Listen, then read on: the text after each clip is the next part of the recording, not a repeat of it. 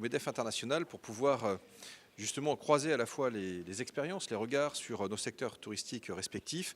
Et nous le savons, le ministre Sarr comme moi-même, c'est une économie de l'offre. Par conséquent, eh bien, nous devons investir pour garder une capacité d'attractivité intacte, pour faire en sorte que les clientèles viennent et reviennent.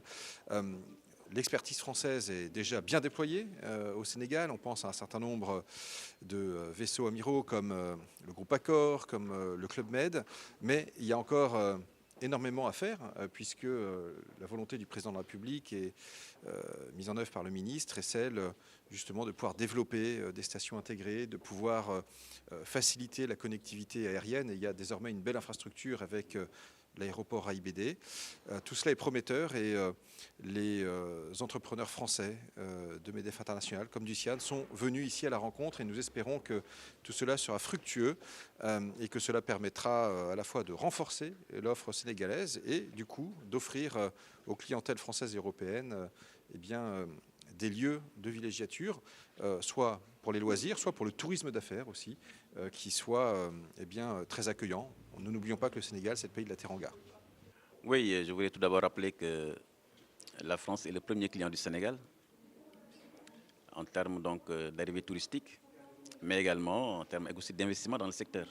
Donc ces journées pour nous seront l'occasion de lancer un appel au secteur privé français, notamment le MEDEF et le CIAN, pour justement leur dire que le plan Sénégal émergent et le plan stratégique de développement touristique du Sénégal offrent des opportunités de business au secteur privé français.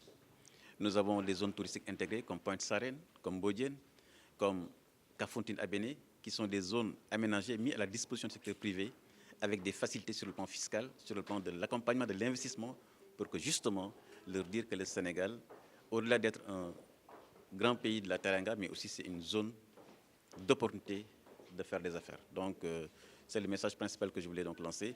Remercier le ministre Lemoine, qui est un ami du Sénégal, qui est un ami du président Macky Sall, pour sa disponibilité, mais également pour l'accompagnement de l'organisation de ces journées, mais aussi dans d'autres projets d'infrastructure, comme vous le savez, où les entreprises françaises sont très bien présentes au Sénégal, notamment c'est le TR, c'est aussi le train.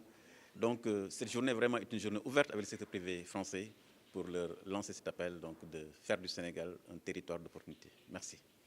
L'aéroport international Blaise Diagne AIBD participe effectivement à ces journées de promotion du tourisme et des transports aériens organisées par le MEDEF. Donc c'est le mouvement des entreprises françaises en collaboration avec l'ambassade du Sénégal, donc ici à Paris.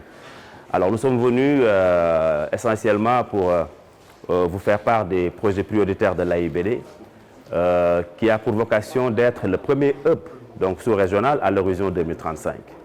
Alors, un film de promotion du hub a été projeté tout à l'heure devant tous les investisseurs français, mais aussi une présentation du plan stratégique, donc du nouveau plan stratégique AIBD Hub aérien touristique, donc 2021-2025.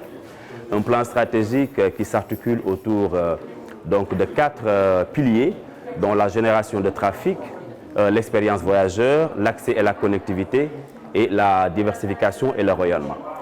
C'est en même temps une occasion pour nous de parler de nos projets prioritaires. Donc, comme vous le savez, AIBD a 15 projets phares et parmi ces projets prioritaires, il y a donc la construction du centre de maintenance donc, des avions, donc les Émerauds, qui est dans un état, disons, très avancé parce que récemment, je pense qu'il y a un début de partenariat ou de collaboration donc, avec une entreprise.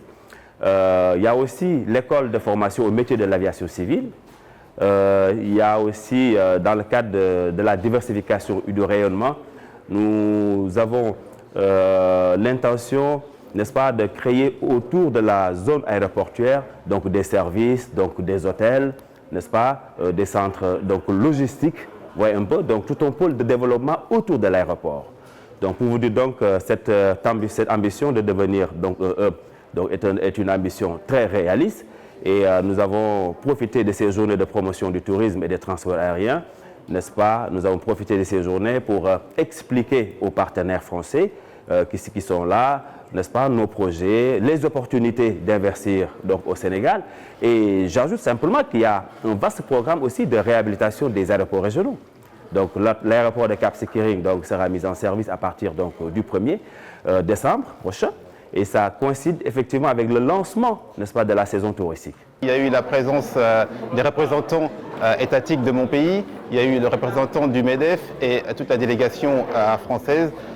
Le Sénégal est un pays stable, comme on le sait. Moi-même, en tant qu'entrepreneur, je suis ambassadeur de mon pays que je n'arrête pas de vendre parce que c'est un pays stable, c'est un pays sûr, c'est un pays doté d'infrastructures touristiques de haut niveau et des accueillants, des personnels accueillants qui ont une formation de qualité. Bien sûr, tout reste à optimiser, mais nous sommes ouverts sur le monde et être à Paris aujourd'hui pour parler de ce pays formidable avec Air Sénégal qui mène des liaisons au quotidien, qui couvre la sous-région, des aéroports pour accueillir tous ces passagers, des infrastructures touristiques et puis une population accueillante au nom de la Teranga.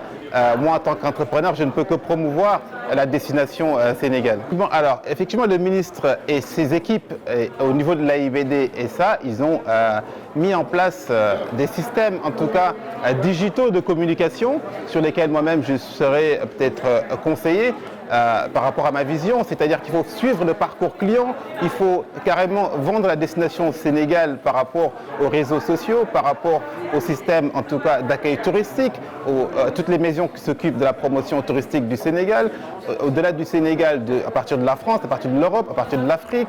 Et le digital permet de connecter en tout cas les passagers, de leur donner les bonnes informations par rapport à ce qui se passe au Sénégal, aux offres déjà touristiques, à la situation sécuritaire, à la situation sanitaire. Donc le digital est présent partout et l'objectif c'est de pouvoir suivre tout le parcours client d'un touriste en tout cas qui va aller au Sénégal jusqu'à la satisfaction et au retour bien sûr dans son pays d'origine.